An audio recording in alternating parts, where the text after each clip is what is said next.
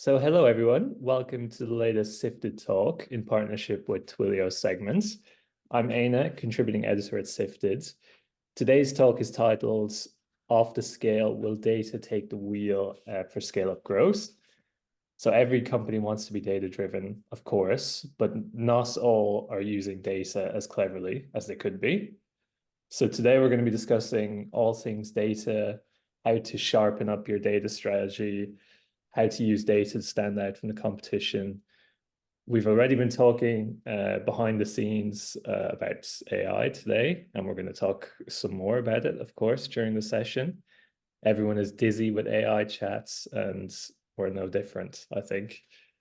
We're going to also talk about using data to get, to spend money smartly to get the best optimized return on spending, whether it's ad spending or something else.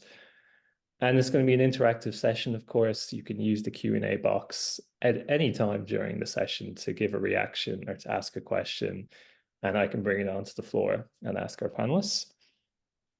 And yeah, let me introduce who we have today. So we have Chris, he's head of growth at Éanna Money. And in case you're curious, as I was, the Éanna is an acronym which means absolutely no nonsense admin, which sounds good. I think we could all do with a little less admin nonsense. This fintech will help you with your small business banking. It does invoice software, expense scanning. Chris has also previously worked at places like Bupa, Barclays, Post Office Insurance. Welcome, Chris. We have Camille. She is Chief Revenue Officer at food delivery giant Delivery Hero, with responsibility for the European and Turkey markets. Chief Revenue Officer is just one of these titles I'd never heard of 2 years ago, and now I come across it all the time. And I read in places like Sifted that it's a very key person to have in your company. So welcome, Camille. We also have Alexandre. He's Senior Growth Operations Lead at Qonto, a banking provider for SMEs. Alexandre has previously founded a legal tech company called Goodfellows. Goodfellows. You know, I was 50-50 on that, but I think actually I've come around to it. It's a good name. So, welcome, Alexandre. We also have Hema. She is Senior Product Marketing Manager at Twilio Segment. Segment, of course, is a customer data platform. Companies use Segment to collect, unify, route their data into any system where it's needed to better understand their customers. So welcome to Hema as well. Cool. So you're all welcome to this session. And, you know, I think we all get a little bit overwhelmed with business decisions every day. You know, we have data coming out of our ears at times. So a very broad question I have to kick things off. How do you begin prioritizing the best data that you need to capture to do your job well? And from there, how do you then select the best tools to use? Because we all have finite resources, time, attention. You know, how do you make these choices? I want to hear from you guys how you do it in your day-to-day jobs. So who wants to take the ball and lead with that?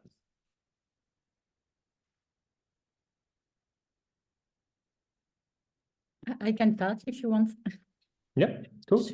Okay, so I think thanks for your question. I think you're right. It's a very broad question. So I try to think a bit about it. And actually, in Delivery Hero, for every project, we focus on two areas. First, it's growth and profitability, because as you say, everyone wants to grow very fast and move at very high speed. Nevertheless, growing only, it's not sustainable. So for every project we do, we develop very strong KPIs in terms of growth, but also profitability metrics to be able to have a hygiene factor and make sure that we build sustainable projects. So when you ask us, how do we define and how do we use data? This one is one level. Second level that we use as well a lot, it's what we call input metrics versus output metrics. I'm going to give you a clear example. Output metrics means what is your moonshot, your main objective. So for example, for me, if I need to bring ads, everyone knows about ads, it will be generating revenue as a whole. Nevertheless, it's very difficult to act on revenue itself. So that's why we define below input metrics to make sure that it's data and KPIs that we can control. Input metrics can be how many vendors do we have that generate ads? What is the share of type of vendors?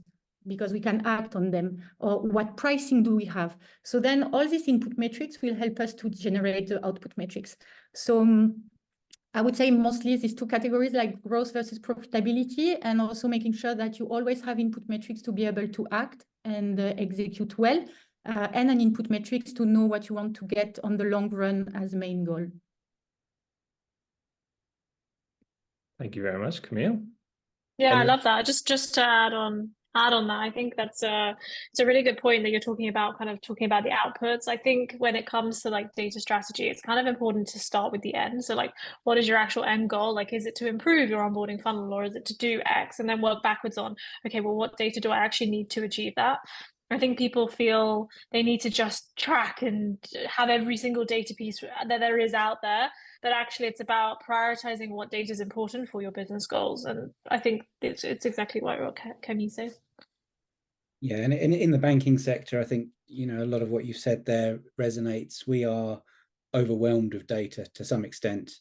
And for us, it's about knowing what data, what lever to pull and when. And if I apply the example of acquisition, you know, our customer acquisition comes from a variety of sources. No one is the same. Whether that's how we finance that particular partner, whether we're paying for traffic, whether we're paying for lead, whether we're paying for account opened conversion, we have to then look downstream at the type of customer that's coming on board. And how do we quantify the load that is, in some cases, putting on our compliance teams, on our service operations? And from there, and by being able to apply those different methodologies across those introducer types, we can then come to the table with a far more clearer picture as to how much a particular channel or partnership may be costing us. And actually, it's helped us immensely internally get the reporting right and to address a more balanced ratio between value versus volume. I think particularly in the banking sector, in the sector we're in, it's very easy to get distracted by big volume, but actually, you know, there needs to be a payoff, a break even downstream to ensure that you've got a viable model going forward. Yeah, it's super interesting, and it's fascinating to see in this kind of industry how everything seems to start with great data collection. And to relate a bit to what you said, Chris, tracking a lot, somehow it's easier than tracking well. And the cost of tracking too much, actually, sometimes it's better to just not track rather than creating a mess in your databases and stuff. I think it's hard to quantify, but I'll be super interested in knowing about this kind of cost of bad tracking. And that's why I think at Qonto, we put a lot of efforts in collecting the right data, so it's employed the right way to also make sure all the privacy is respected and so on and so forth. It's a huge challenge for every fast-growing business. That's a good point about, you know, the cost of bad tracking. Has anyone experienced that in their company where they wasted time, you know, using a certain tool or just tracking the wrong thing, and, you know, suddenly a few months slip by and you're looking at the wrong thing and you've wasted a bunch of time? Does that resonate with anyone? Has that happened? From my side, a lot. And I fully agree with Alexandre and Chris on the fact that too many data can hurt us, like, in a way. For example, in Delivery Hero Europe, we work with two brands. So Foodora, who is like 7 countries actually in Europe, and you have Hema Thanki that is in Turkey.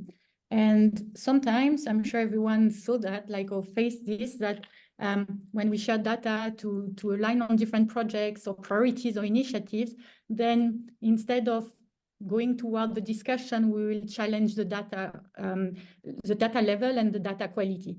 So then at the end, the meeting, for example, or the projects we wanted to launch is not launched because it's just a ping pong between who has the right data.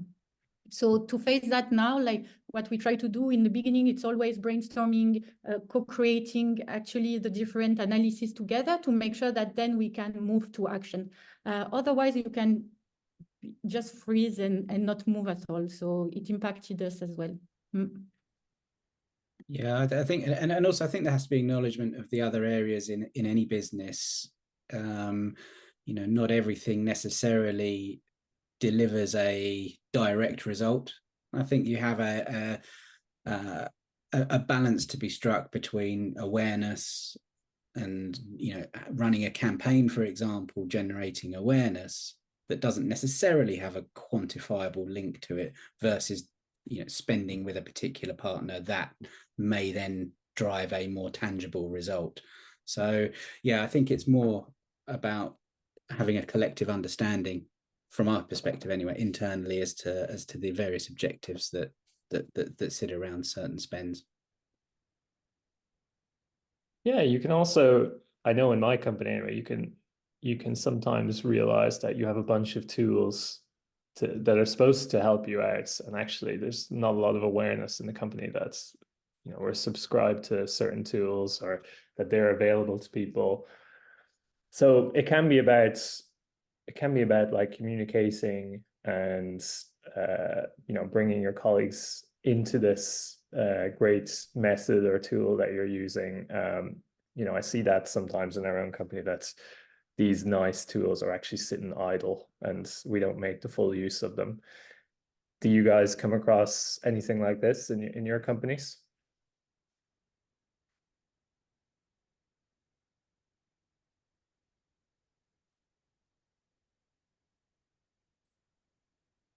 Or maybe not.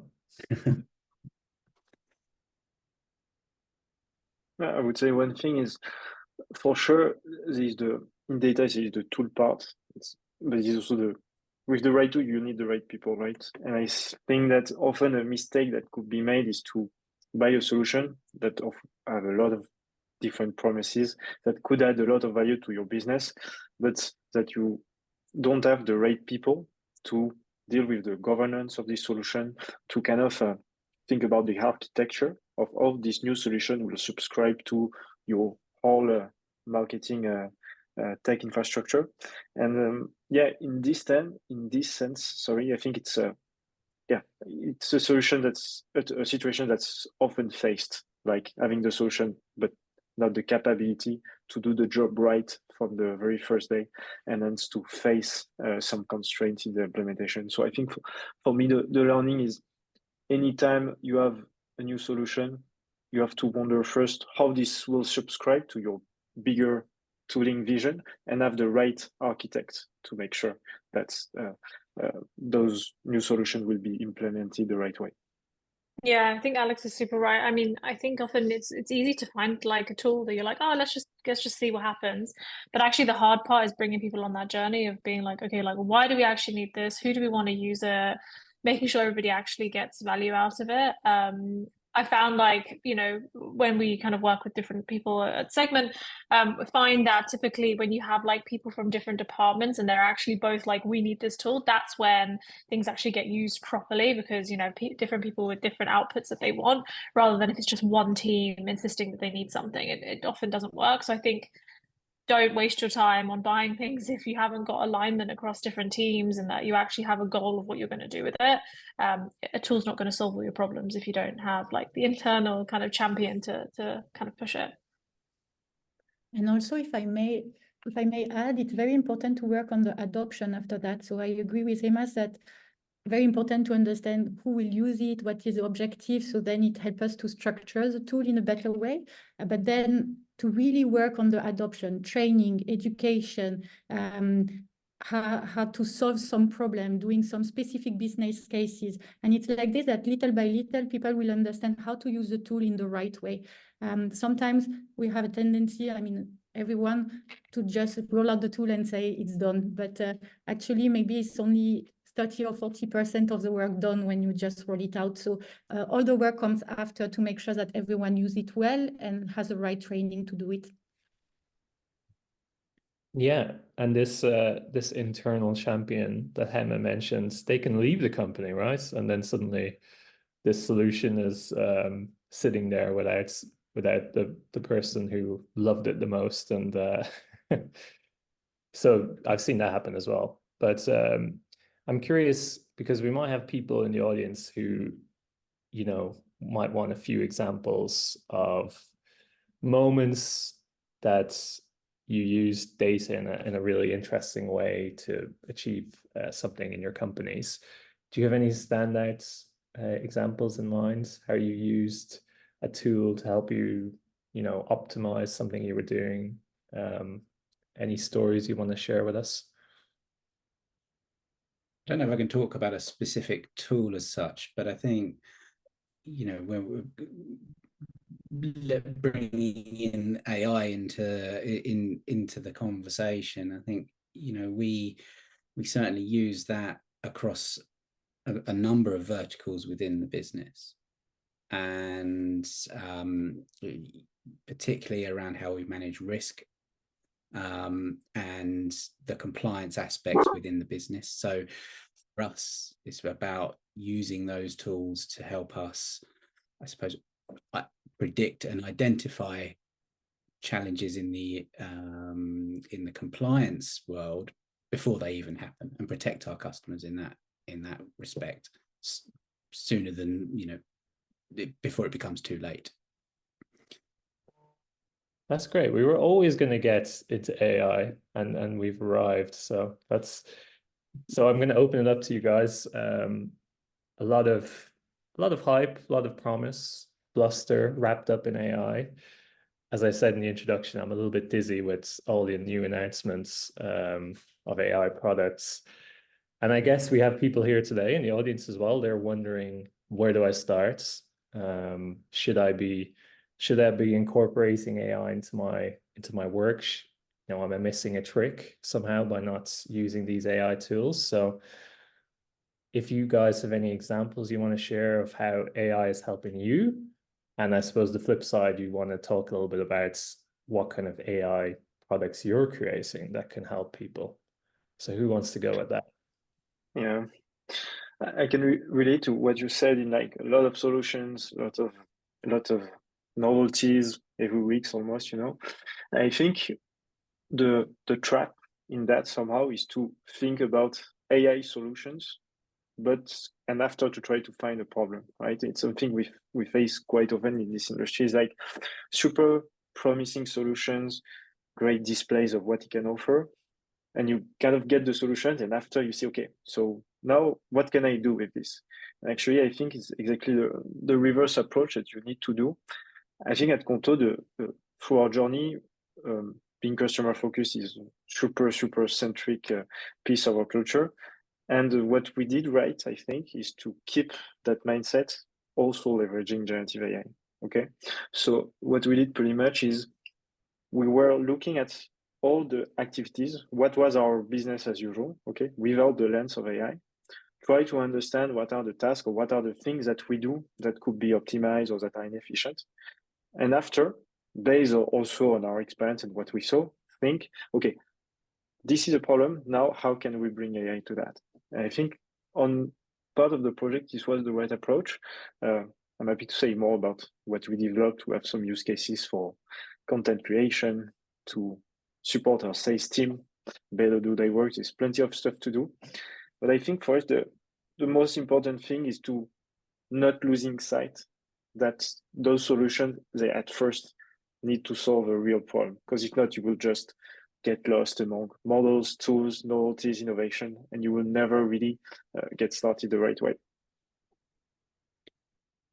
Yeah, and I think just expanding on my previous point, you know, I think it's important for any startup or pre-startup out there to consider the use of AI in the round and its ability to complement functions that are required in any business, but also that it's not necessarily a one size fits all. You know, there is a need to shape and refine the tools that you have and to use AI in a way that is unique to your business. And I think that takes time, and there's a lot of learning that's required there. And for us particularly, it's something that complements existing functions. You know, we're an AI first organization. That's in our DNA. From the outset, we were using AI to help support our customer service operations. I've spoken about how it supports fraud. It also helps us embed the frameworks that the regulator requires of us. And what it does do is it gives us a consistent and reliable approach every time, which is something that's important, particularly in a service organization where you're having thousands of customer touch points each day, or to some extent. And I think from that enables a foundation to execute strategy with a high level of accuracy. And I think, going back to the previous point as well, managing spend in a far more agile and focused fashion. From our side, like, I fully agree with what has been said. It's very important to know what you want to achieve and what is the objective. So, for example, for Delivery Hero Europe, and especially Foodora and MXCPT, our mission is, we always say, for both companies to deliver an amazing, fast, and affordable food delivery experience. So then we really thought about, okay, if we want to deliver an amazing experience, what does it mean?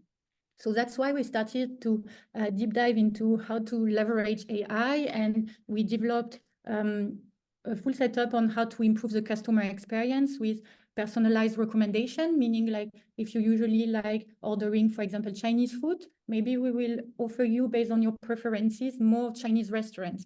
Or also cross-selling capability. If you usually order Coca-Cola, let's say, like, or Fanta, and then you place an order and you don't have a drink, maybe we will offer you like why you don't want to add, for example, Fanta or Coca-Cola in your order. So this helps us to actually improve the customer experience.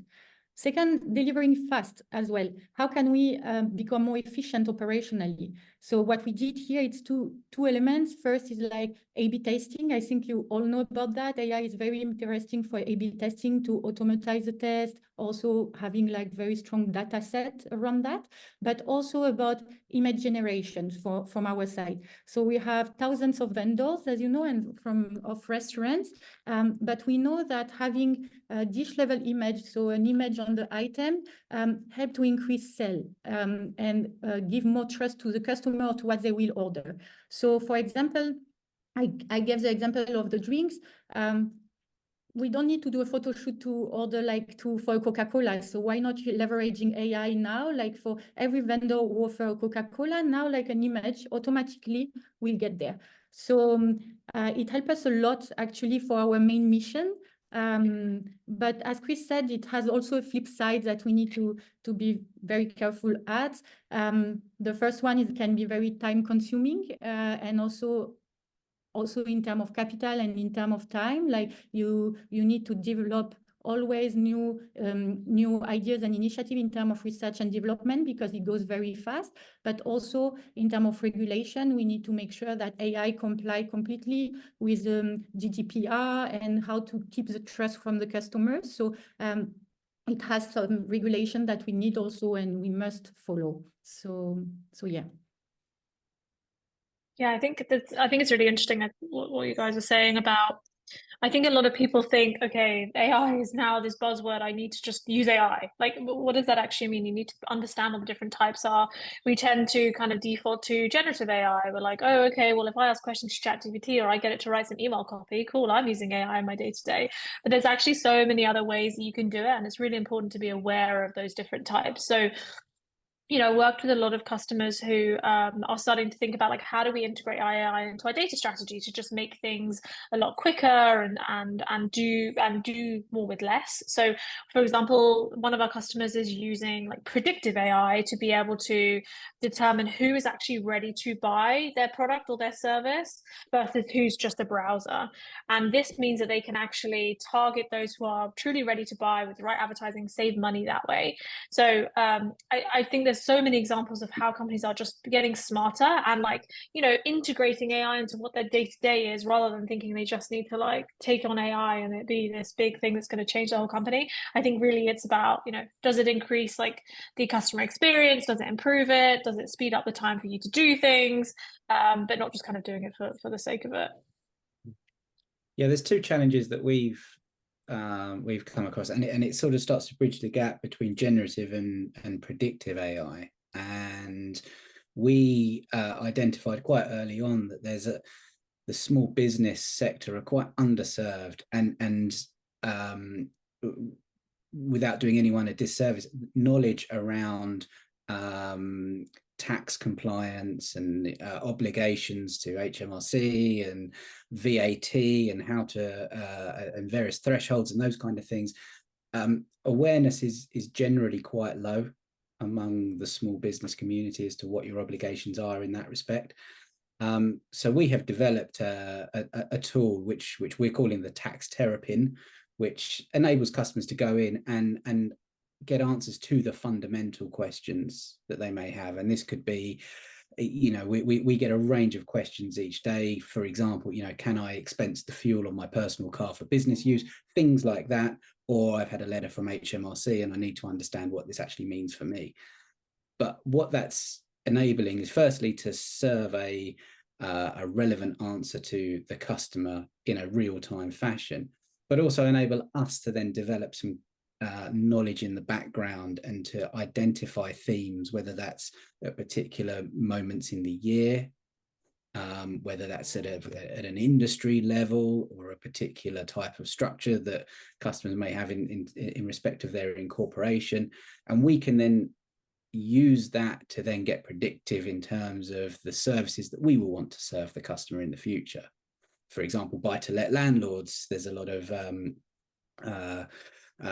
regulation coming in regarding that sector, and we can, by looking at the questions that have already come through, can then start to serve relevant products and services to meet the needs of the future needs of that particular community. Interestingly enough, the challenge that we have had is around credibility, and the fact that we've had to work quite hard to evidence that the information that we're drawing from is from a credible source, is from sources that are approved to some extent, and actually, how do we evidence that the terrapin is pulling information from the right sources and is serving that information correctly? And interestingly enough, we actually put it through some board exams with the CMA to justify that and to help that level of credit, to relay that level of credibility to the customer, which is an ongoing challenge. But I think there's some unique ways in which organizations such as us can help address the credibility challenge, which I think is quite prevalent across the sector. That's interesting. I moved to France recently. I mean, I have a lot of tax questions, so I need a chatbot. That sounds like a practical and interesting tool. I'm always interested in the naming of these chatbots. I saw a company recently had a chatbot called Mary, which was nice, a very accessible name. Reminded me of a lot of people I know back in Ireland. But okay, so I was taking some notes. Move cautiously, have a good reason to dabble with AI. Don't just dive in for the sake of it. And yeah, I guess, well, caution is paramount. I guess people will if a chatbot gives them the wrong advice, I think they're going to be harsh with it compared to maybe a human giving them wrong advice. Any other practical tips for the audience who are probably just starting to wrap their heads around AI as well? Anything else they should be aware of that you guys can think of? From my experience, there's something that about the expectations behind AI. I think there's a big gap between those technologies being super accessible, like predictive AI, not everybody can do it, but generative AI, everybody can open an account on OpenAI or use ChatGPT, have amazing results, and so the value visibility is super present. Yet to build products that will really change people's life, sort of, or actually to really revamp, improve their processes, it's slightly harder. And I think what mistake we did at the beginning was to be maybe too bullish on bringing that super visible value into immediate amazing outcome, and not respecting the necessary learning curve that would go along with those new technologies. So I would say that one of the learning is like it's not as easy to build great products with it. We're getting to it, but it took us quite a few months of effort and iteration. So I think really putting yourself in a learning approach, trying out stuff. I think it's very much necessary to succeed into that. One thing we did at Qonto for that. So now Qonto, we're on 4 markets. We have 450k customers and 1,500 controllers. So there's a lot of people at Qonto that have interest in AI, and we want most of them to be trained to use generative AI in their day-to-day. And you need to unleash those capabilities to people, of course, with the right safeguards, right? Because as Camille said, there's a lot of things to take into account related to privacy, security, and it's super important. But to really, bring those technologies to your teams so they can on their own learn, iterate, and have the right ideas so you can build the right products. Yeah, also, if I may add, one advice I would say, more on the execution side, but it's always start small to test, like don't put yourself suddenly in a huge project, because as Alexandre said, you never know what will happen and how it will evolve and so on. So my advice more on the execution, I'm less on the tech, I'm on the execution side, is that always start small, test if the product works, and then when you are confident about it, scale. For example, I gave you the example we shared about generated image with AI, we started in one country first. We started in Finland, we learned about it, understood what we need to adjust, change, modify, and when we were confident about it, then we scaled it in our 6 other countries, plus Turkey, so 7 other countries. So advice, start small and test. Fully agree. Oh, go ahead, Alexandre. No, I was just underlining we face that as well. So that's super, totally what we observed as well. Yeah, I was going to return to Hema there. Hema mentioned predictive AI, and it's probably early days for this kind of technology, but what can you tell us already? When can marketers expect to make use of something like this to predict when someone is ready to buy or spend money? Yeah, it's a good question. So, within the Segment platform, we have predictive AI capabilities already. But I would say, the critical thing here is making sure you have the right data in the first place, because, it's only as good as the data you're actually feeding it. But it is a very easy tool to use if you have the right data in place, and obviously Segment helps you do that. We are finding, predictive AI is being used for all kinds of use cases. I mentioned the advertising one to kind of optimize your advertising, but there's so many different examples of, being able to predict, the likelihood of purchasing a specific product or the likelihood of them churning, so that you can build the right kind of flows after that. So it really helps you kind of set a foundation as to who could do what, and then deciding, as a marketer or in the growth team or whichever team, what to do with that information. And it's like super easy to use. It's not something that you need to be technical to use. So obviously you kind of want to look for these out of the box tools if you don't want to be building these things in house. I think it's quite helpful to have these things that you can kind of, take out of the box and actually, try it. One thing we're also launching later in the year is like, so once you predict who to target, it's what to target them with. So for example, say you want to predict the likelihood of somebody purchasing a specific product and you want to clear stock levels, you could say who is the best product, which is the best product to recommend to this person. So it's what we're calling product recommendations. So we're constantly kind of building on top of this predictive capability, and I think it's something that we're going to see marketers start adopting more and more. Very good. Well, yeah, I'm a victim of these product recommendations. I know from, well, Camille was talking about these little recommended items to add to your cart when you're shopping for a food delivery. And yeah, I'm a sucker for adding extra stuff. I see in the Q&A box we have a question from Nathan Jones. Thank you. I invite everyone to add a question if they'd like to. Nathan is asking, who are the primary stakeholders for data analytics in your company? What are their needs? Anyone want to tackle that one for Nathan?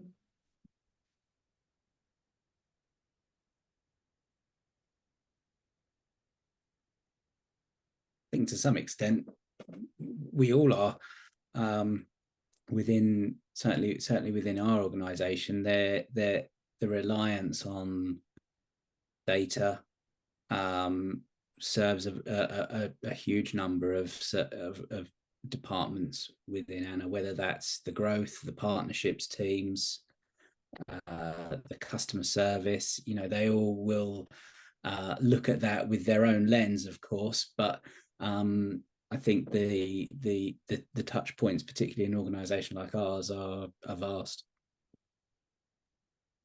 I think it's a great point that I think it's easy to think that, like the data analytics team can just do that and it will happen. But I think actually everybody in the company needs to care about the data, needs to care about what it means, make sense of it, understand it. So, at the segment, we definitely are all accountable for kind of understanding the data and being critical of like, does this make sense? Should we do this? I think also from the data and analytics team, I think working super closely with like engineering is also really critical in making sure that kind of there's that good relationship between the two, because obviously everybody in the company has a stake. So yeah, I think that's a great point, Chris. We all are. Very good. Thank you, guys. So I wondered, we might have people in the audience today who are getting inspired by what they hear, and they might want to go back to their companies and make the case to their bosses that they need some extra data resources. The company might not be that big. They might have limited resources. So I wonder, what's a good case to put to your lead manager for, and I see this in our own company as well, when you need extra data resources, there's maybe some reluctance to spend budget on certain things. But yeah, what's a compelling argument to go in there with? Anyone have any tips? I think in a competitive environment like ours, it's to try and evidence what the competition are up to, and I think use the desire for data and data analytics to try and target new segments, or to try and target the customers that are perhaps overlooked by your competitors. And I think going back to the point we spoke about earlier in the session, it's around trying to shift the agenda as well sometimes, particularly around that volume and value play. And if you can use data sets to identify those particular niches or those more lucrative customers, then I think that would certainly be the angle that I would approach it from an Éanna perspective. I would also always recommend going back to the customer, because I think at the end of the day, we're here to serve the customer. And I think ultimately you can't deliver a great experience to the customer if you don't know who they are, you don't know what they're doing, you don't have the data to actually back up the kind of things that your experiences you're trying to build. So I would always make sure that you're going back to like, what are our customer goals? Are we actually able to truly serve our customer with the current way that we operate? If you need like data to back things up, there's obviously loads of reports and stuff you can dig into, you know, depends on what kind of company, you know, you're at kind of a very early stage company. I think just kind of focusing on the customer and saying, you know, we can't do X, Y, and Z without that. If you're kind of getting to more later series, then I think, you know, using data points is really critical. So, you know, for example, like only 16% of companies think that they have the right data to serve their customers. That's a tiny amount. Why don't you be that kind of other side of the company that's like, no, we do have the right data. We are serving the best experiences. So I think it's important to kind of use your company and your goals. And then, you know, if you need to kind of put a case together, kind of filtering in these little data points as well. I think the broader piece here is that it's not a one-time event. You know, it's how do you actually engender this and make it part of the business's DNA? You know, and whether 100%. that's from doubling down on recruitment of specific individuals, or even, you know, having people at a senior level championing the data voice, so to speak. I think that's critical for long-term success. Yeah, completely. I think also I relate to that because as you grow as a business, the more you have people, the more you evolve, the more you have people around the table for any given topic, right? So before you're in a small setup, you're just a 1, 2, 3 person discussing this, but as you grow, it's normal that there's more people on the table. And at this stage, for me, it's super important to have those discussions backed by data, so that it's not only just opinions, but it's opinions that are backed by data that are made kind of scientifical, so that we make sure we remain efficient. And I think at Qonto, it's something they did very well from the beginning, is to make sure we were super data driven. And even with a lot of employees, a lot of different expertise, we remain super efficient in growing, because the conversations are not just bigger meeting rooms, but that there's data that backs discussions that make them super streamlined. People remain aligned, and you have more expertise, but you keep being efficient in what you do. And I think that's why, for me, it's a core selling argument if you want to convince your management that data is essential to thrive in tech. Also, like, I think I agree with all the points, and intuition is important because it will help you in the beginning to understand if, oh, wow, I think this project can deliver something great for the overall objective we want to achieve. So very important to keep the objectives you have and the customer lens. But then if you have strong intuition on something, I agree, you need to back it up with data. So it can be by testing on a small scale to then bring a fact to your boss to say, look, I tested on this area. It can bring X% incrementality. I think we need to scale. It can be by benchmarking versus competitors. I agree with you, Chris, on this one, or similar companies a bit close to your ecosystem to show like actually like what type of setup it could be. But also third, maybe try to bring a sponsor in your circle or like in your company of 1 or 2 other people who believe in it. So then you can brainstorm and make your project even stronger. Like this, it will help you also maybe to help you to go to your boss and then try to pitch your new project. Good advice. Thank you. Hopefully that's useful for the audience. So I wonder, I mean, the ground is shifting so much this year, it feels, with new AI technologies. But, you know, in the data realm, you know, you guys, well, some of you guys are producing really snazzy data tools and using great data tools. What are some of the next level data insights that are still just out of reach, that you're waiting for technology to magically come in and help you, you know, gain access to in your day-to-day? You know, are there just some data points you'd love to get your paws on that you can't?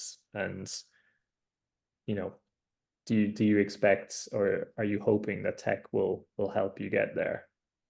It could be that the answer is AI again. The AI is going to help us get there, but I just thought I'd ask that question and see if you know, see what's missing basically, or what kind of gaps there are in current data tools that you hope will be plugged. Does anyone have any thoughts on that? I think for us it's the unquantifiable things, the value you can attach to brand awareness, for example. You know, how can you really get to a situation where you can truly track that, and also that the overall number of touch points. I mean, we spoke about touch points previously, but really, you know, how many eyeballs are actually on your product, and where is it being seen, and what is happening at a conversation level, you know, whether that's, you know, in a coffee shop or, you know, people talking among friends. What does that conversation actually entail, and how can you perhaps influence that or learn from it? Whether we ever get there, I don't know, but in terms of a utopia view, that would certainly be something that would interest me. Yeah, I see. Well, you guys have advertised in the Tube, the Metro in London, and that's a good place for eyeballs, isn't it? I mean, people can't use their phones down there, so they've got no choice but to look around them. And I do a lot of I think I learn a lot about companies down there. I'm looking at these lovely billboards. I mean, those are a good one, aren't they? Translating those into like results, right? Like out of home campaigns are so hard to like know how they're working. It'd be really cool if there was something that could like track eyeballs on it, or something to like know what that is doing. Obviously, you can add QR codes and you can add discount codes, all that, but it's not quite enough. So yeah, I think that's a really good point, Chris. There must be something. Maybe we're all going to be like wearing the chip soon that will track that. The built-in facial recognition into those. Yes. Oh, maybe. But I think it's also a bit the frustrating part on what we do is that we know one of the most powerful acquisition channel, which is your customers speaking to your future customers to become actually customers. This is something that you won't be able to measure. And for instance, at Qonto, we have strong growth through paid channels, you know, but you always have to wonder, like, okay, yeah, this person came through Google, so that's actually what we attribute. But we also know that we have a great NPS, so we have a 75 NPS score at Qonto. So we know our customers talk to their friends about what we do, and we know it's the most powerful thing that can happen, but we can't measure that. So in the way we read our business through data, we try to do a lot and to make sure we can see as much as we can, but we can also know that there's a big part of the picture that we are not going to be able to know of. And in our decision making, we need to factor that into what we build, because we know that by design, there will be this glass ceiling in terms of what we're going to be able to see. Completely true. And we always say it's a perception game, and especially in food delivery, you know, like, and I'm sure it's the same everywhere. It's like what the customer see, what the customer perceive, and sometimes data are not enough to understand. Some KPIs are not going in the right direction versus what we feel on the ground, you know, like a few times when I go to a country, people tell me, oh, we see that, or versus the competition, we are winning again, or we are clear number one, and so on. But then on the data, we don't see it. And it's always a bit this battle between perception and clear data set. So, and what you say, Alexandre, it's true, like it's everything about investment around marketing is around that, like vouchers we can track, but big out-of-home billboards you cannot track. It's like a long-term investment. So it's always a question, how much do we invest where? It's one long-term versus more short-term. So ideal world would be to be able to understand perception and track perception. Also, based on your question, like something maybe a bit more concrete that I face every day, and I would like to, maybe would be ideal setup for me. It's like fast track analysis, especially because what we discussed in the beginning, that we have a lot of data set, and sometimes it becomes complex on how to use a tool and so on. So maybe one day we can have like some magic around that we say one word and we can get like a deep analysis on the topic based, of course, on our company. This kind of setup could also be amazing, I think, in the day-to-day life. Yeah. About this last one, there is something we built that's work in progress, but I think it will deliver great value. Is the more you track, the more you have tables, the less readable that is. But we build an assistant to be able to read our data models and to inform people based on business questions that they may have, where else do they need to look into the data. So yeah, I'm not sure the perfect solution will exist that could turn your voice or your questions into just the figures that you need. And I think in between, generative AI is already capable of providing a bit of value, already able to orient a bit of the search of where do I need to find the information. And I think those are the assets we need to invest on. And our data team at Qonto is starting to build things like that. And for the first output, it's super powerful. So no, it's great use of Gen AI. Very nice. So we're coming into the final 10 minutes now. A little reminder to the audience, you can still get a question in. We can get one under the wire. I just wonder, is there anything missing from the conversation so far then? I want to put it on you guys to see if, you know, there's something that you're dying to say that you haven't had a chance to yet.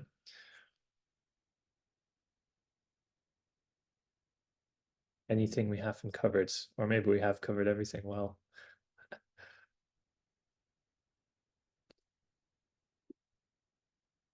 I think we have done. That's good. So I wonder, you know, if I asked you, you know, what is the number one thing to look out for in data for companies now, data analytics, data intelligence, gathering, capture, you know, what are you most excited about? Maybe the answer is AI again. Oh, in the meantime, we have also a question from Nathan. So let me just see what Nathan's asking. Are your data teams directly providing the information your board and investors need to make directional decisions, or is this coming from finance?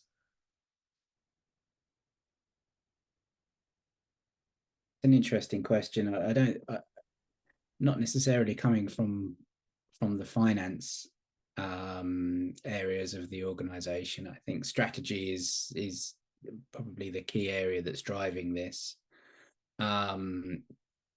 But I think where data teams have benefited from playing a part in that strategy has meant that they have been able to provide a far more richer level of insight than have it just be a rather transactional relationship where you go to the data team, requests information on, you know, a certain demographic or you know, a sales funnel or something, and just getting that information back. I think it's a journey for everybody, and certainly you know, the closer those teams are to the strategy, I think dictates the flow of data and information coming back. Great question. Thank you, Nathan. So I'll just return to what I was saying. We're kind of in the closing thoughts category now. So I wonder if you want to send us away with, you know, some interesting thing that you have at the top of your minds, some thoughts that you had that maybe haven't been expressed yet, or simply just something that you're very much looking forward to and you think we should all be paying more attention to, some aspect of data gathering and exploiting that companies should be paying more attention to, and yeah, you're pumped about. So I can go around it. Go ahead. Oh, no, sorry, go for it. Yeah, you can kick us off. I was just about to go around everyone again. So Hema, take the mic. a really quick one. I think we've talked a lot about what we're doing at our companies or what other companies are doing, but I think just putting your customer hat on, like as the person receiving all of this, communication and working with companies, I think one thing I'm super excited about is we constantly bang on about personalization. We need to have more personalized experiences, but I'm actually excited for that day to come, because I think as a consumer, we are just getting so fed up of being inundated with things that just aren't relevant to us.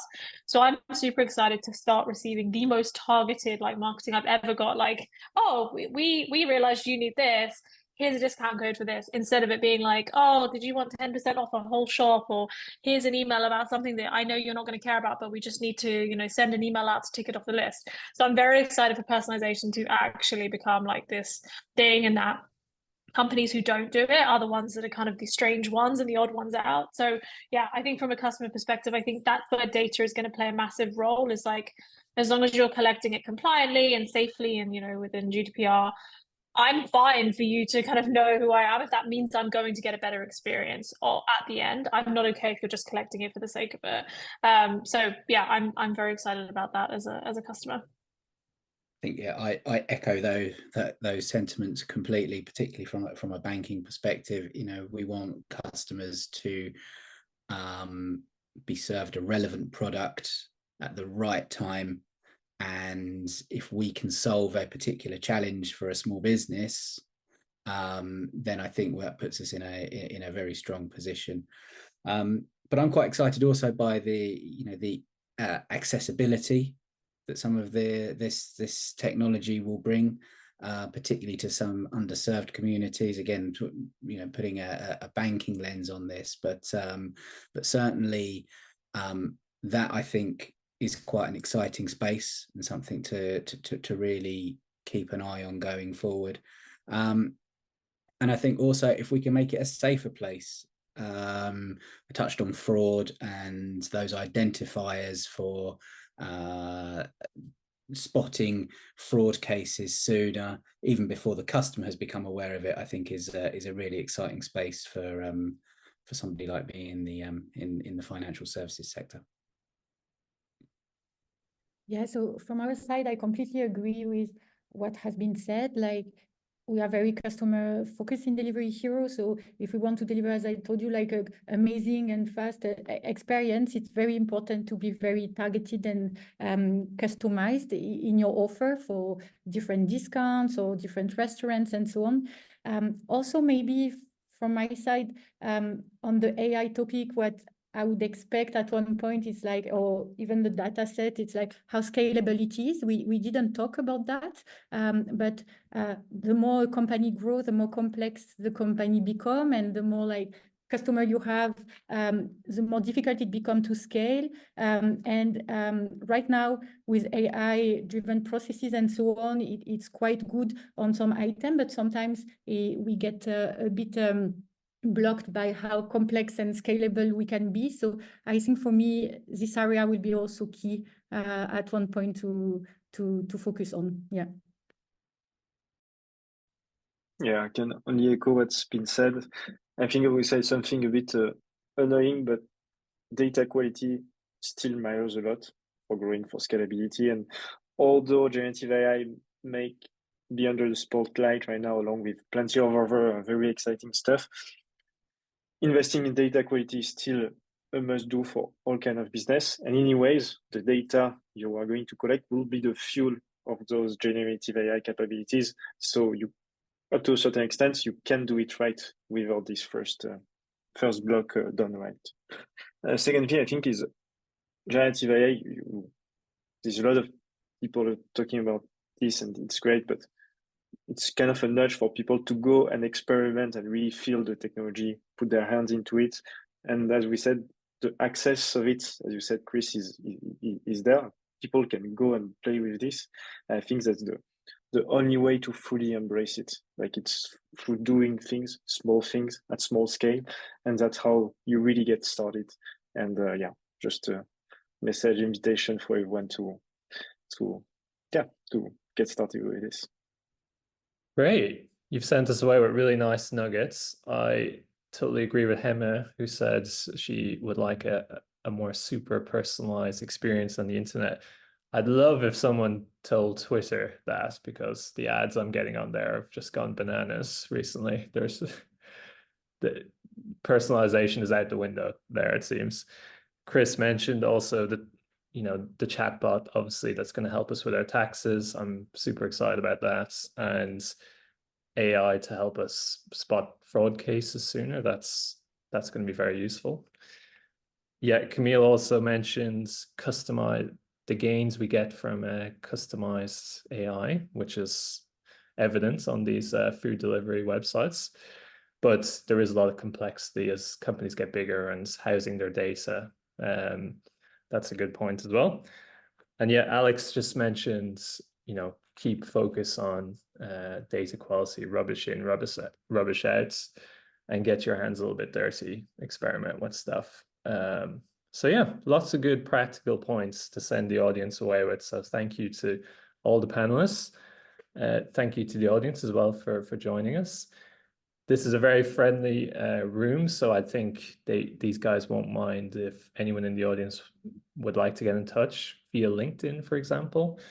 I think that would be okay with everyone here. So feel free to do that. And yeah, thank you once again to our partner, Twilio Segment, for their support. And thank you, everyone. Bye. See you soon. Thanks for having us.